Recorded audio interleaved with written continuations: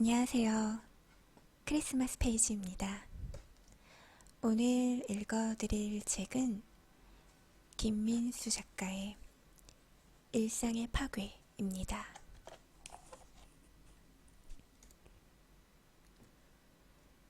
서연이가 떠났다.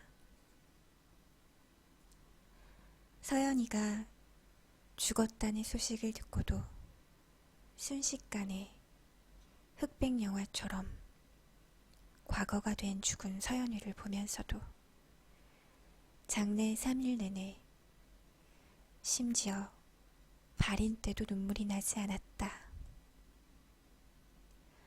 물론 식음을 전폐한 꼴사나운 모습에 가족과 친구들은 걱정의 말을 볼 때마다 잊지 않은 숙제처럼 해주었지만 정작 나는 수치스러웠다. 왜냐면 슬픔을 빙자한 껍데기 너머 진짜 나는 간헐적으로 불어오는 허기와 수면욕을 숨겼고 한쪽 구석에서 농담을 내뱉는 친구들의 대화에 때때로 웃지 않으려 애썼으며 무료함을 이기지 못하고 결국은 시간당 조문객 수까지 헤아리고 앉은 쓰레기였기에 그런 쓰레기와 살았다는 것을 뒤늦게 깨닫고 분했던지 서연이는 한 번도 꿈에 나타나지 않았다. 분기에 한 번 군대 가는 꿈은 잊지 않고 찾아왔음에도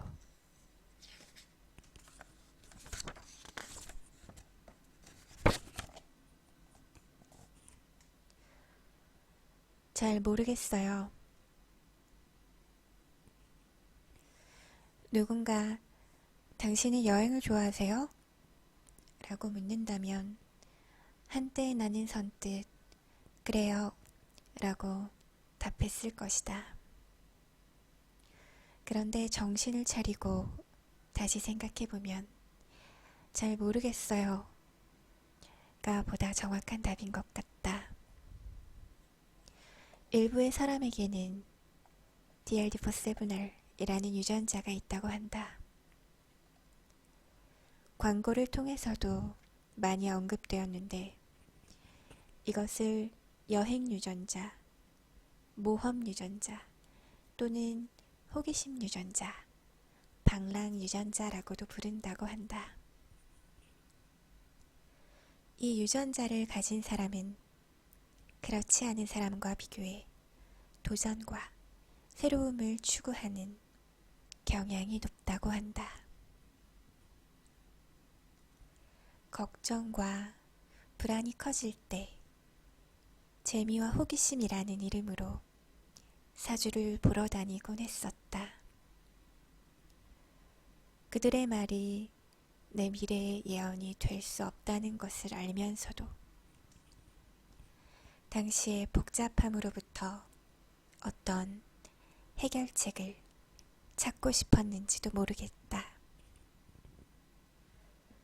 대부분 역술가는 나에게 역마살이 있다고 했다.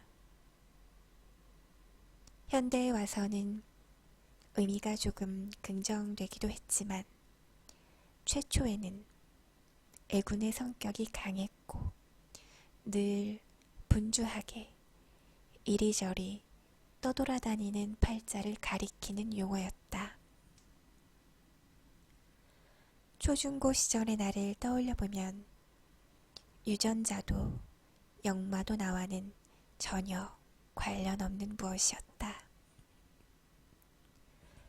나는 어릴 적 엄마가 돈을 쥐어주고 나가 놀라고 할 만큼 조용했고 소극적이었고 겁이 많은 아이였다.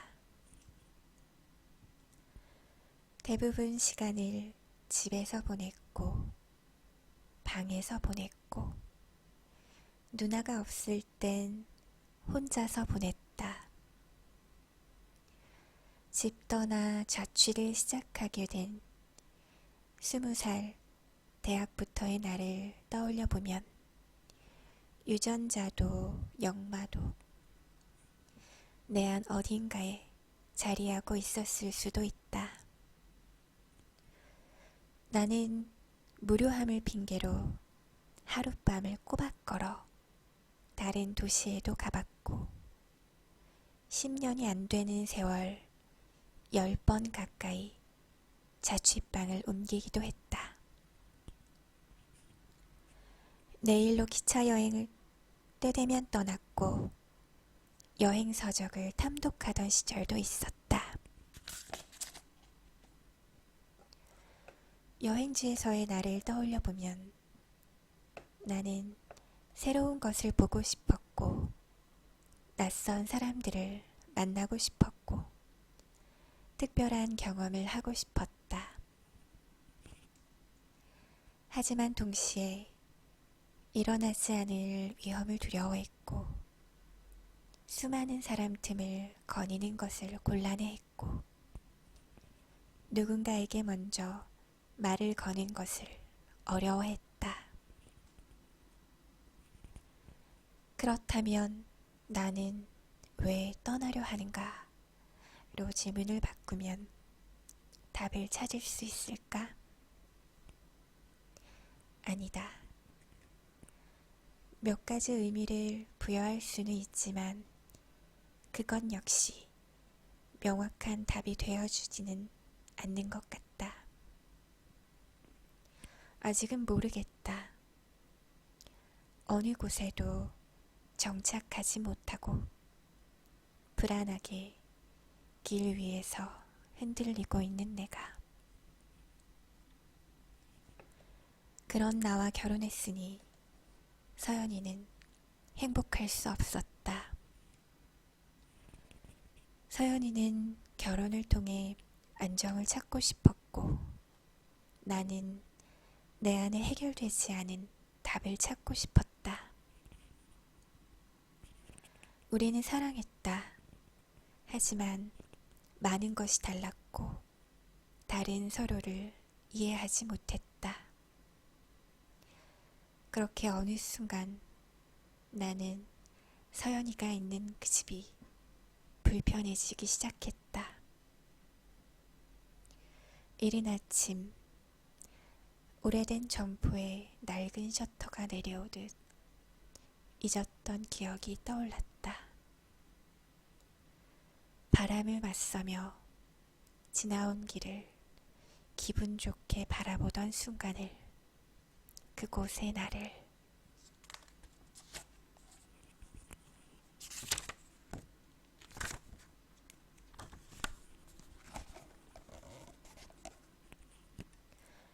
이별을 앞둔 처음 말레꾼을 보았을 땐 무덤덤했다.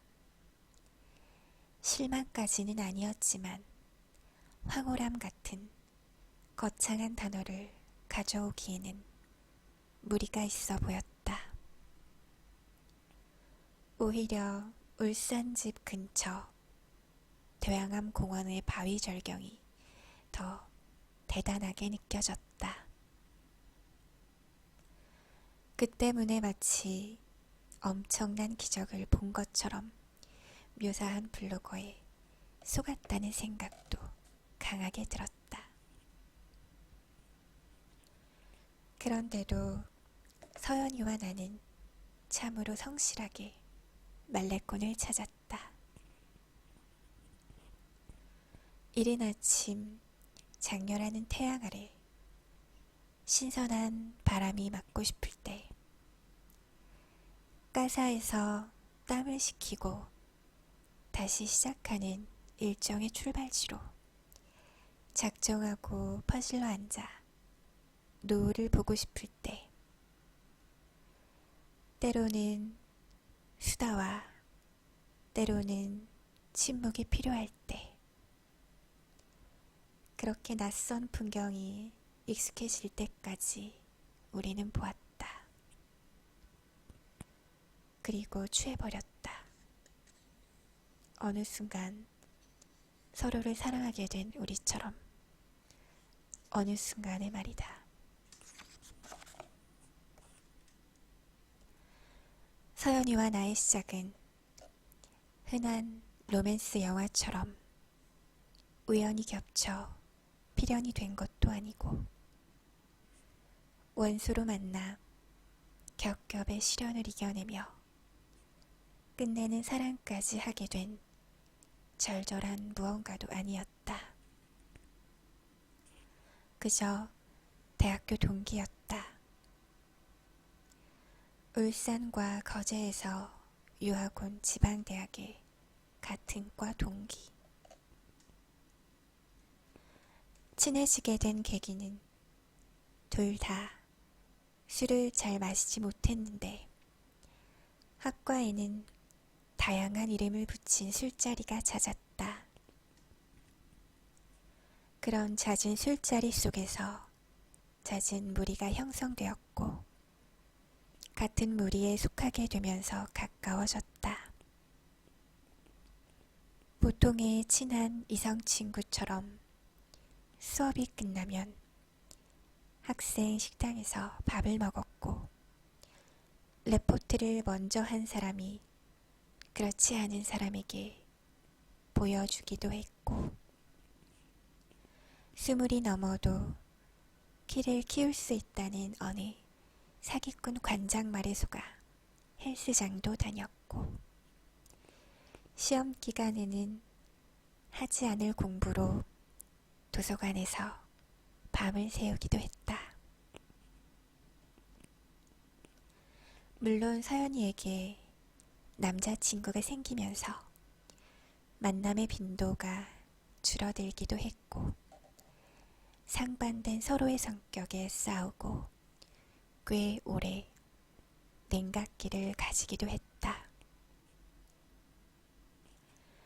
그럼에도 서연이는 20, 내게 가장 편안한 존재 중 한 명으로 자리에 있었다.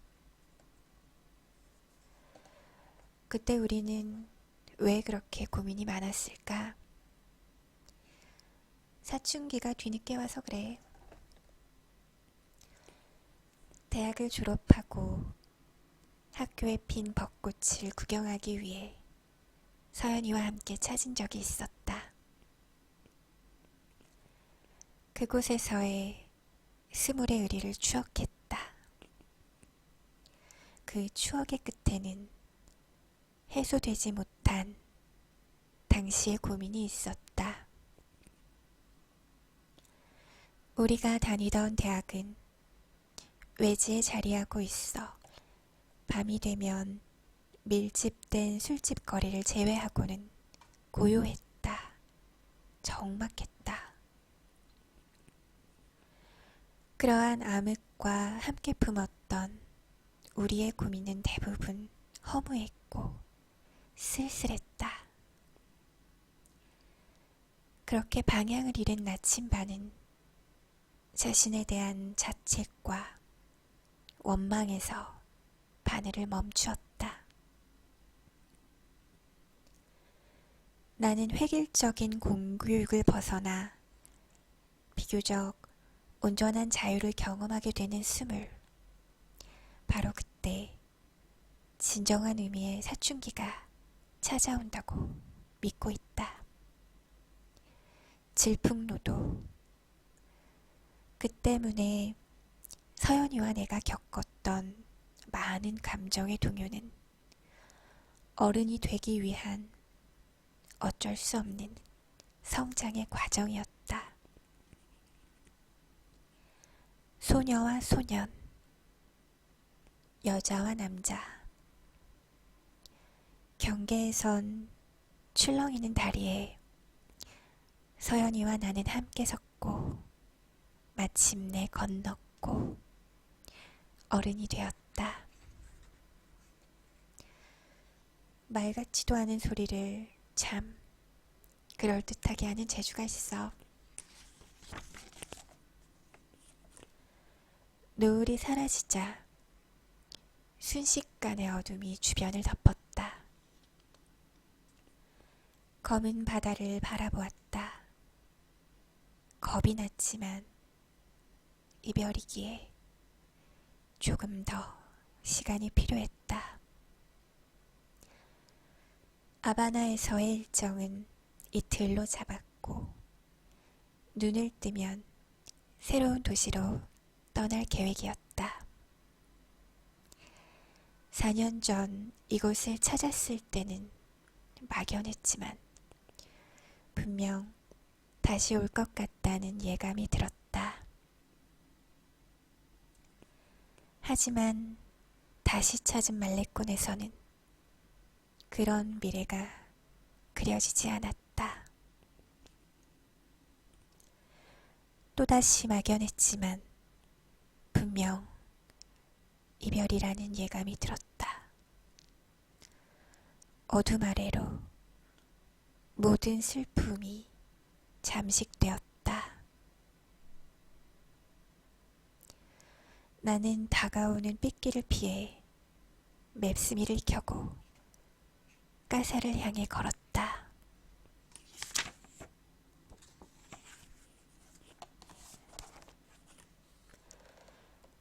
모든 것은 그대로, 다만 주름이 더해질 뿐. 문이 열리고 모든 것은 그대로였다. 내가 잊지 않았던 것처럼 그들 역시 나를, 당시 함께 여행했던 서연이를 기억하고 있었다. 누군가 내가 추억하는 것만큼 나를 추억하는 이가 있다는 사실이 이리도 풍만한 기쁨을 준다는 것을 참으로 오랜만에 느껴보았다. 흐르던 땀의 끈적임도, 무거운 배낭이 주는 어깨 통증도 순간만큼은 기쁨 아래 숨어버렸다. 가족들과 차례로 인사와 포옹을 나누었고 앞이 보이지 않는 할아버지와는 손 인사로 반가움을 대신했다. 넉살 좋은 킹콩은 어려운 이름 대신 자신을 리로 소개하고 나만큼이나 한바구음을 지으며 무리 안에서 존재감을 드러냈다. 나는 준비한 앨범을 건네주었다.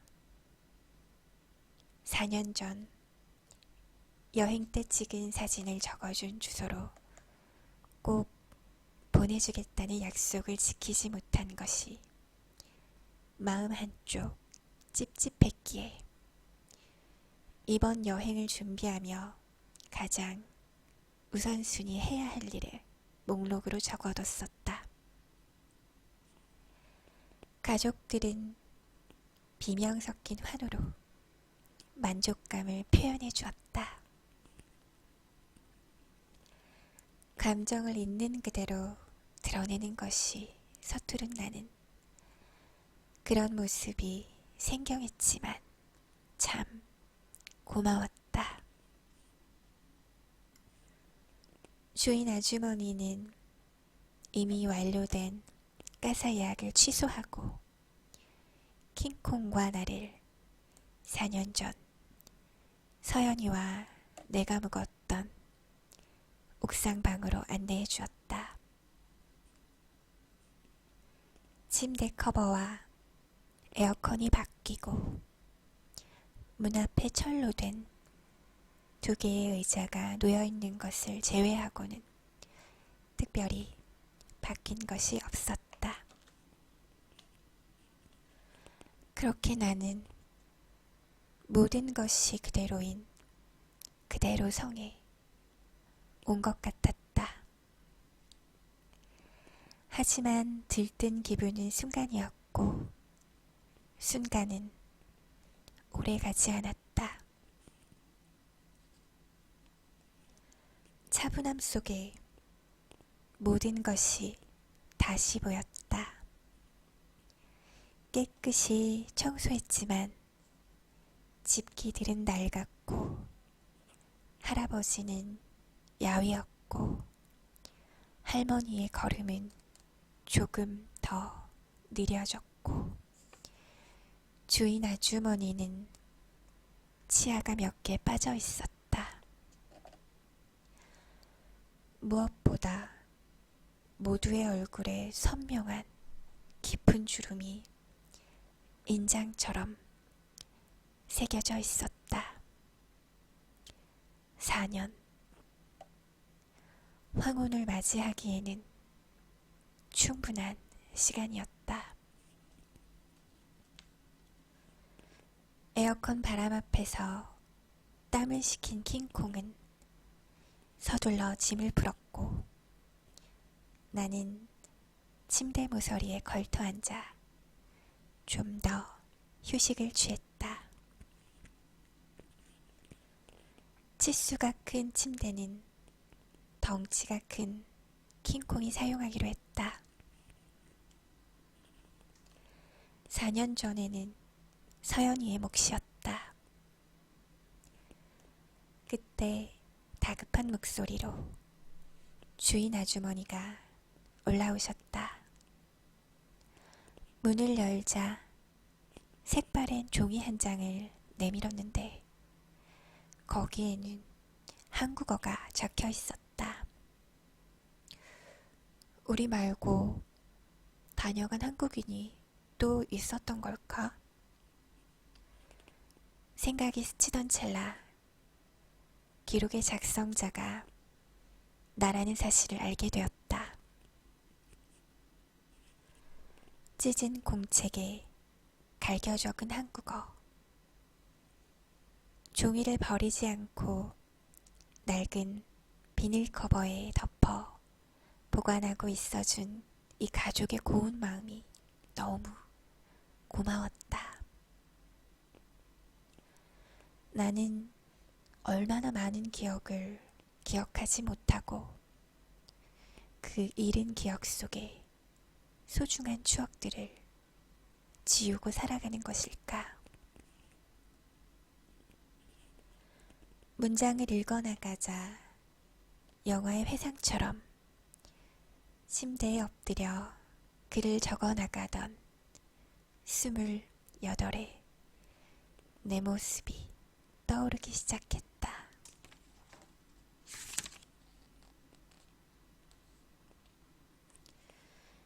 이 쪽지를 보고 계실 한국분께 저와 제 친구는 3주간의 쿠바 여행을 하였고 이곳 트리니다드에서 6일을 보냈습니다.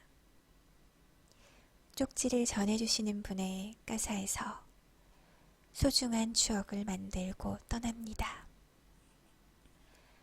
마요르 광장에서 조금 떨어져 망설였지만 별을 보며 걷기에 딱 적당한 거리였고 가사가 2층에 있어 2층 전체와 벤치가 있는 마당에서 술 한잔, 볕 좋은 날 빨래하기도 좋습니다. 수도시설과 청결 상태도 좋고 무엇보다 가족분들의 친절함에 가진 것 없는 우리는 이곳에서의 마지막 날 가진 모든 한국용품을 드리고도 아쉬움이 남았습니다. 이곳의 가사를 선택하는 당신도 우리와 같이 쿠바인의 사랑과 정을 배우고 떠나실 수 있을 겁니다. 2013년 2월 28일 한국의 배낭여행객 드림. 찬찬히 읽어낸 종이를 다시 주인 아주머니께 드렸다. 한국어를 모르는 그녀에게 읽을 수 없는 이 종이가 어떤 의미인지 좀 더 자세히 묻고 싶었지만 언어의 벽은 높았다. 종이를 받아든 주인 아주머니는 문고리를 잡다 말고 돌아보며 물었다. 생각해보면 아마도 가장 궁금한 질문이었을 것이다. 민수, 서연이는? 하지만 당시의 나는 차갑게 굳어버렸다. 한 번은 분명 물을 것이라 마음의 준비를 하고 있었지만 그것은 기습 공격이었다. 순간적인 당혹스러움도 있었고 차마 내 입으로 죽음을 언급할 자신이 없어 그랬다지만 그렇다고 그런 어처구니 없는 답을 해서는 안 되었다. 결혼했어요. 결혼이라는 소리에 주인 아주머니는 환호성을 지르며 가족을 불렀다. 나보다 살가운 서연이를 더 좋아했던 그들에게 서연이의 결혼 소식은 예상보다 훨씬 큰 해외 토픽이 되어 머무는 내내 나를 곤혹스럽게 만들었다. 어리석은 새치의 혀를 뽑아버리고 싶었다.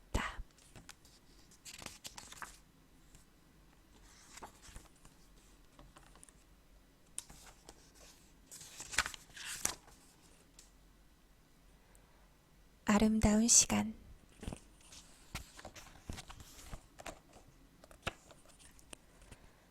쿠바가 그렇게도 자랑하는 바로 그 까리베, 카리브 바다다. 트리니다드의 남쪽에 휘어져 길게 늘어진 앙꽁반도의 긴 모래사장을 뿌라야 앙꽁이라고 부르고 있다. 실상은 모래사장이 라부카에서부터 드문드문 이어지므로 결국은 길고도 긴 해수욕장이 눈에 보이는 끝까지 펼쳐져 있는 셈이다.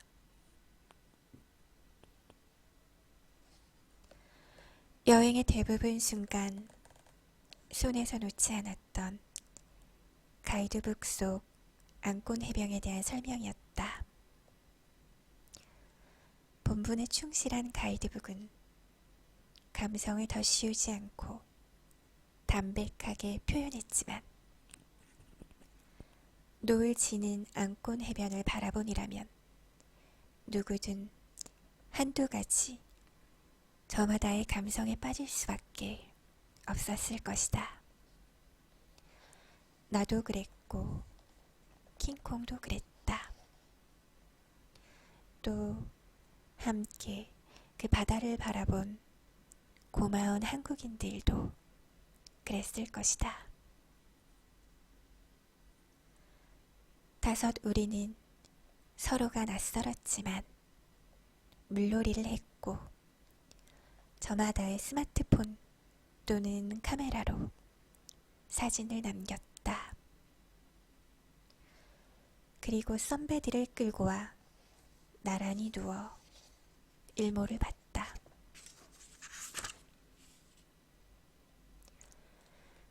여행에서는 누구도 사랑하지 않아야 한다고 했다. 낯선 풍광에 마음이 흔들려서도 안 된다고 했다. 새로운 사람과의 만남에 너무 큰 의미를 두어서도 안 된다고 했다. 한순간에 유희를 조심하라고 했다. 순간의 사랑은 여행이 끝나면 신기루처럼 떠나버릴 거라고. 여행에서의 감성은 인천공항에 내리는 순간 일상 앞에 무너져 내려 있다고. 그렇게 무력한 것이 여행에서의 사랑이라고. 혼자 여행을 좋아했던, 그리고 그 길에서 사랑했던, 실패했던 한 살 어린 후배의 이야기가 노을 앞에서 떠올랐다. 내가 궁금하지 않아? 선베드에 떨어진 모래를 털어내며 킹콩은 물었다. 궁금해. 근데 묻게 되면 나도 어떤 사람인지 말해야 하잖아. 아직은 용기가 없어. 킹콩을 바라볼 자신이 없었던 나는 바다를 보며 답했다. 노을이 지고 어둠이 장막을 쳤다. 어둑한 곳에서 돌아가는 기차를 잡기는 쉽지 않았다. 주변에는 우리 말고도 여러 무리의 외국인들이 같은 목적으로 서성이고 있었다. 그래도 다행히 올 때만큼은 아니었지만 싼 가격에 차량을 구했고, 무엇보다 나는 뒤가 탁 트인 그 차가 마음에 들었다. 바람을 맞으며 어둑해진 낯선 나라의 뒷모습을 볼 수 있었기에. 바람소리 때문에 말소리가 묻혀 온전히 혼자만의 시간을 가질 수도 있었기에.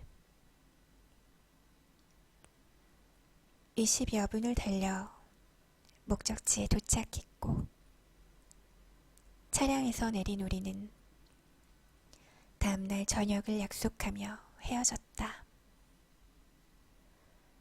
그리고 킹콩과 나는 조금 빠른 걸음으로 가사를 향해 걸었다.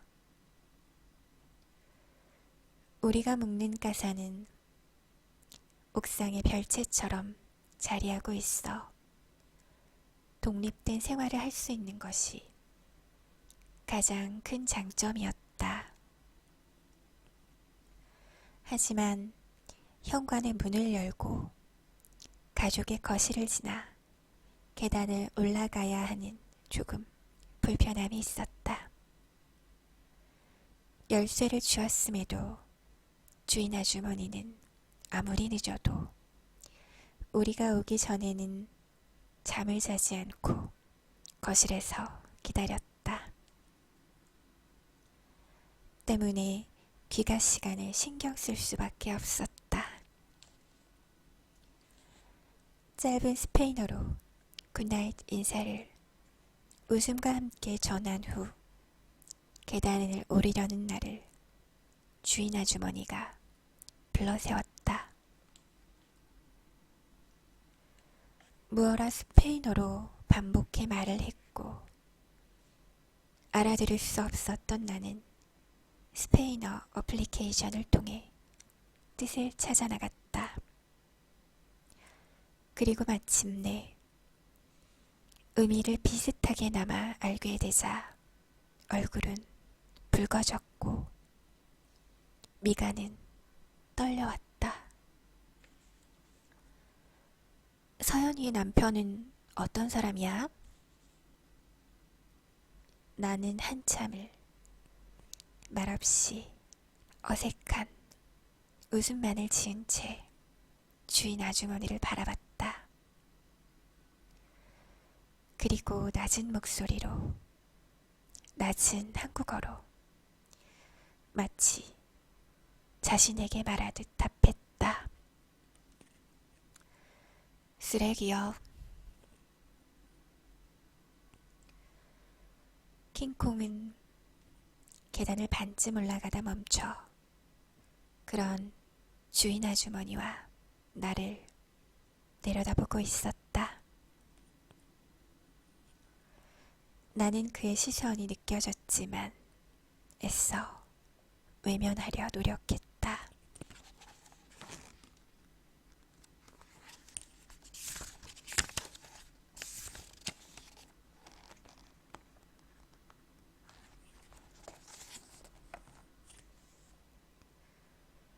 만나고 헤어지는 지긋한 반복을 우리는 언제나 하겠지요.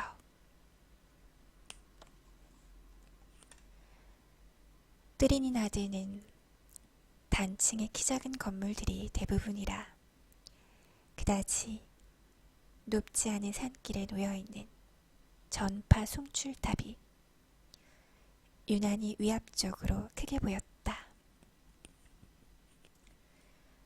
그리고 그곳은 마을의 전경을 한눈에 바라볼 수 있기 때문이었는지 가이드북에는 추천 장소로 표시되어 있었다. 나는 4년 전 서연이와는 가보지 못한 그 길에서 만난 두 동행과 함께 올랐다. 뜨거운 한낮을 피해 노을이 질 무렵 선선한 바람이 기분 좋게 불어올 무렵 그런데 전파 송출탑을 향해 걷던 발길은 언젠가부턴가 반대편 산길을 향하고 있었다.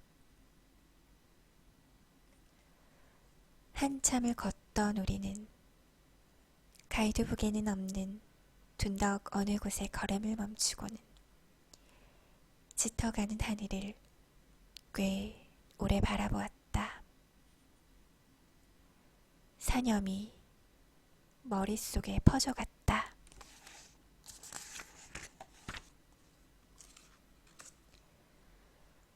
두 번의 쿠바 여행 모두 나는 트리니다드에서 가장 긴 시간을 보냈다. 그렇기에 이 도시와의 이별은 유난히 힘이 들었다. 너무 많은 정을 준 것이 문제였다. 내게는 고약한 버릇이 한 가지 있다. 서연이는 비겁한 짓이라고 했다. 그 고약하고 비겁한 버릇 내지 짓은 무엇에도 전력을 다하지 않으려 애를 쓴다는 것이다. 나는 내 마음을 온전히 쏟아내는 것이 두렵다. 전부를 주지 않으면 아플 일이 생길 때 조금은 덜 힘들 테니까. 그 때문에 좋아할수록 더 경계하고 뒤로 한 발짝 물러나 있으려 했다. 그리고 쿨함으로 이런 나를 미화시켰다. 어둑해진 산길을 분홍 원피스는 참으로 씩씩하게 걸어 내려갔다. 그리고 그 뒤를 킹콩과 내가 따라 걸었다. 우리는 특별한 말을 나누지 않았다. 배가 고픈 것도 있었지만 노을이 사라진 어둑한 하늘이 그렇게 시킨 것 같았다. 마지막 식사는 거리의 식당이 아닌 가사에서 먹었다.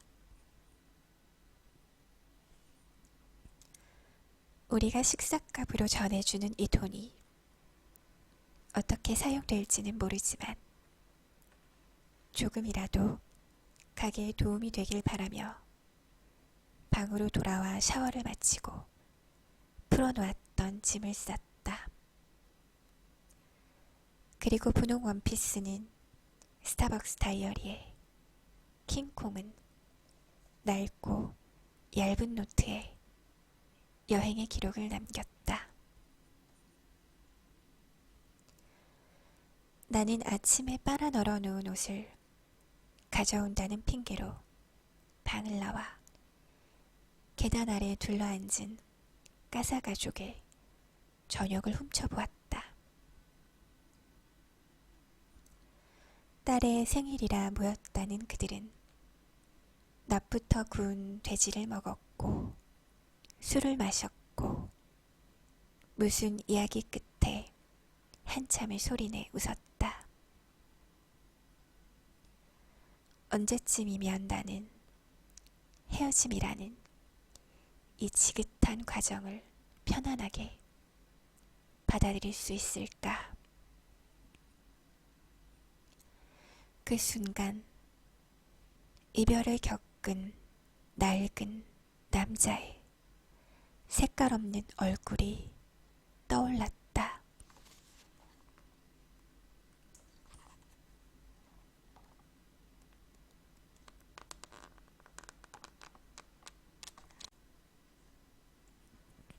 살아가는 것은 누구와 함께라도 혼자 왔으니 혼자 가리. 나는 것도 혼자, 가는 것도 혼자. 그럼 그 가운데 살아가는 것은 누구와 함께라도 좋지 않을까. 매우 추웠던 날로 기억된다.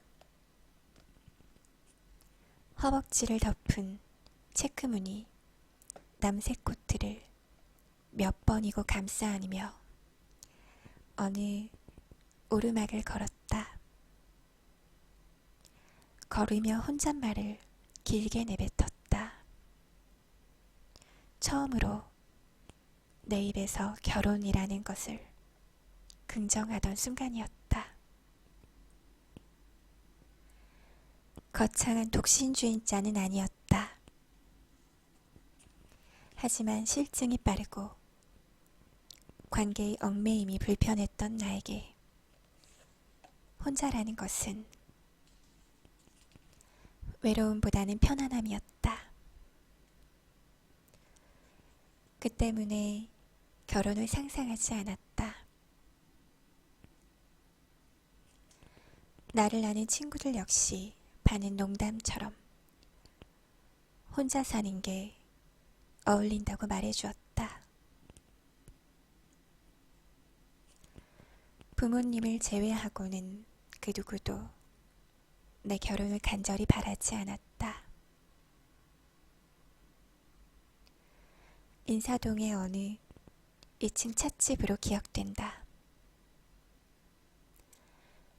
번화가에 자리했음에도 사람이 없었고 그 때문에 조용했다. 아이스 오미자차와 구운 가래떡을 주문했다. 회사 출장으로 서연이는 서울에 왔고 시간을 틈내 그런 서연이와 만난 날이었다.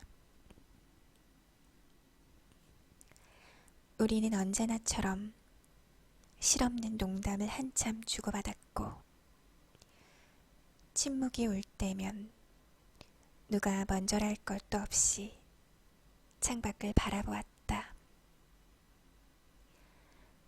그런 고요가 서연이와 있을 때만큼은 특별히 불편하지 않았다.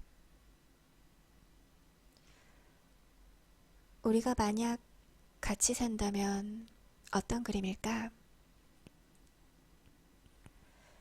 그건 일종의 배신이었다. 서연이의 그 말은 성별이 달라도 친구가 될 수 있다는 우리의 믿음에 대한 배신이었다. 그리고 그건 서연이의 고백이었다. 시기는 특정할 수 없다고 했다. 그 마음의 깊이도 짐작할 수 없다고 했다.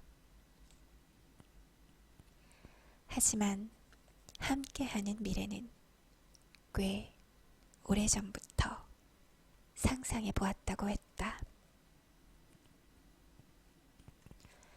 나는 아무 말도 할 수 없었다. 그날의 자리는 그렇게 개운하지 못하게 끝이 났다. 생각해보고 답을 달라는 것이 서연이의 마지막 말이었다. 나는 영감처럼 허허하고 웃고 복잡한 서울의 지하철역 안으로 들어갔다. 도망치듯 말이다.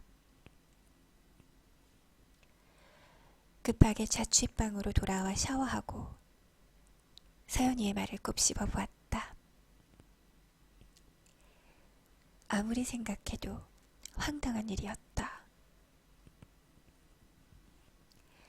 서연이는 나에게 가장 친한 친구이자 고민을 털어놓을 수 있는 나의 성직자이자 누군가를 흉보고 싶을 때 기꺼이 대나무밭이 되어주는 고마운 존재였다. 그런데 그 이상을 생각해 본 적은 없었다. 그렇게 그날의 고민은 잠이 들며 끝이 났다. 혼자 왔으니 혼자 가리. 나는 것도 혼자, 가는 것도 혼자.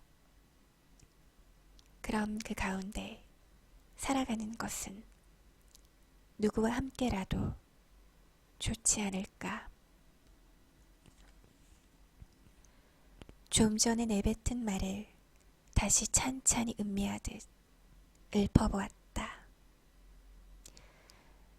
그리고 이틀 후 저녁, 나는 서연이에게 연애라는 것을 해보자고 말했다.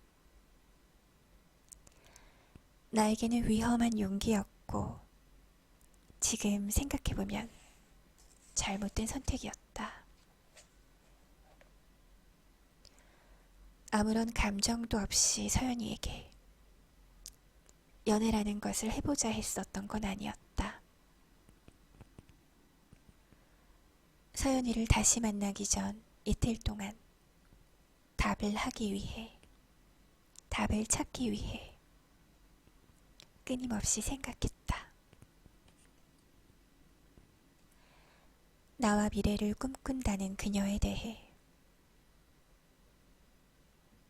내가 CM프의 고스를 그 어떤 여행지보다 좋아했던 건 끊이지 않는 수다와 기대하지 않은 만남, 따뜻한 광경이 기다리고 있었기 때문이었다. 서연이와 머문 이틀 동안 우리는 아무것도 하지 않았다. 관광지를 찾아 나서지도 않았고 이렇다 할 맛집 앞에 줄을 서지도 않았다. 그저 일어나 씻고 나와 밤까지 걷고 또 걸었을 뿐이었다. 걸음이 힘들 땐 아무 곳에나 퍼질러 앉았고 목이 마르면 햇볕에 미지근해진 물을 마셨다.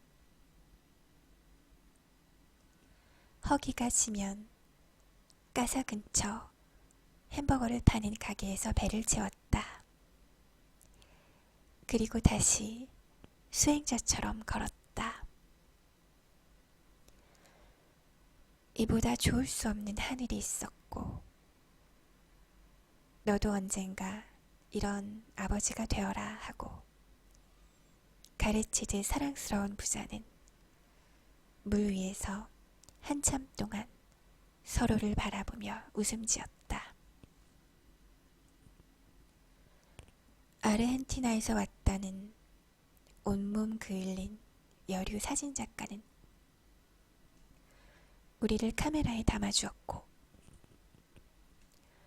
번화가 한쪽 이름 없는 화랑과 화가의 그림을 미술학도처럼 바라보기도 했다. 젊은 남자의 자전거 택시를 타고 가사를 향해 달리기도 했고 어두운 밤 차 한 대 빌려 여행을 왔다는 중년의 캐나다 남자 셋도 만났다. 야구를 좋아해 우리나라를 안다는 쿠바의 부부도 만났다. 이렇듯 낯선 사람과 디뎠던 낯선 길은 비교적 선명히 기억하고 있음에도 아이러니하게 이틀 동안 서연이와 나누었던 수많은 대화는 지우개로 지워낸 것처럼 실체는 없고 자국만이 남았다. 혼자만 재미있었던 유머, 청승맞은 질문, 불확실함에 대한 걱정 따위들. 그런데 정작 뱉어내지 않았던, 그리고 잊고 있었던 내 안의 말이 어둑한 바다 아래 세상에서 천천히 떠올랐다. 꼭 누군가와 함께여야 한다면 너라면 좋겠어. 뜻없이 스쳐간 생각이었고 설렘이 담기지도 않았고 그것을 기점으로 특별한 마음의 동요가 일어난 것도 아니었다. 하지만 뒤늦게 기억이 떠오른 이틀 온종일 나는 고민했다. 그리고 생각했다. 어쩌면 서연이보다 내가 먼저 함께할 세상을 상상했었던 건 아니었는지. 그렇게 조금은 시시한 우리의 연애가 시작되었다. 우리는 비슷한 또래의 청춘처럼 뜨겁지도 않았고 하루라도 못 본다고 애달프지도 않았고 주말을 온전히 서로에게 투자할 만큼 기운이 넘치지도 않았다. 하지만 각자의 주머니에 손을 넣고 걸어도 걷는 그 길이 혼자가 아니라는 사실만으로 충분했다. 그곳 CM프에고스에서처럼 그거 하나면 충분했다. 충분하다고 생각했다.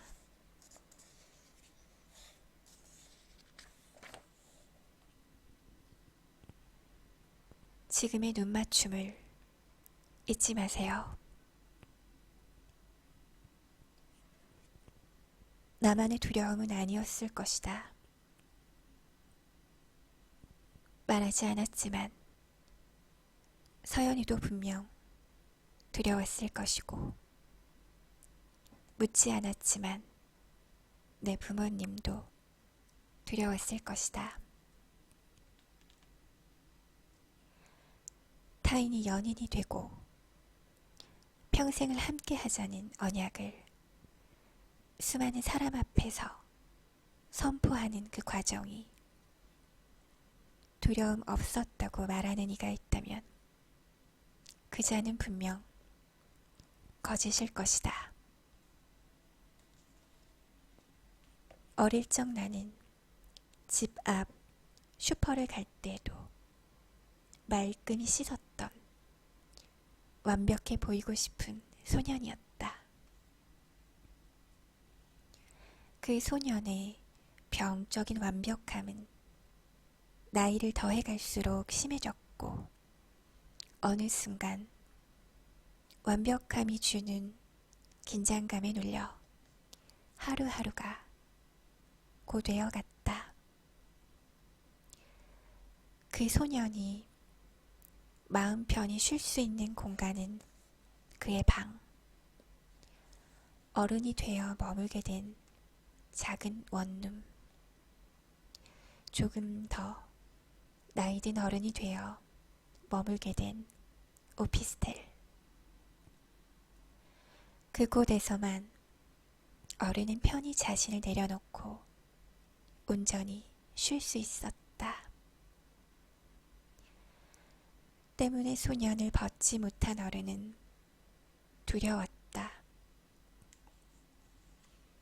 여인과 함께할 미래가 이제 그만의 휴식처는 사라졌다. 어른은 여인에게 말하고 싶었다. 실제의 나는 너의 생각보다 훨씬 어둡고 깊고 말이 없고 지치고 매일 혼란스러운 꿈에 시달리고 쉽게 절망한다는 것을. 하지만 어른은 여인에게 말하지 못했다. 말하는 순간 자욱한 안개가 되어 그녀가 떠나버릴 것 같아서. 어른은 여인을 사랑했다. 그 마음만큼은 변질되지 않았다. 얼마나 영원할지는 단정할 수 없었지만 그렇게 소년을 벗지 못한 어른과 온전히 어른을 알지 못했던 여인은 사람들의 축복 속에 하나가 되었다. 말레콘을 배경 삼아 분홍색 올드카에 턱시도와 드레스를 입은 신혼의 부부가 서로를 지그시 보며 좁은 도로를 달렸다. 신기한 듯 그들을 따라가는 오토바이족도 있었고 손뼉을 치며 시작을 축복해주는 이도 있었고 나처럼 카메라에 담는 이도 있었다. 서연이와 나에게도 분명 미래를 약속한 날이 있었다. 하지만 우리는 좋은 결과를 만들어내지 못했다. 실패자로서 나는 멀어져가는 낯선 부부를 향해 마음을 다해 기도해 줬다. 사랑하세요. 지금의 눈맞춤을 잊지 마세요. 지치지 마세요.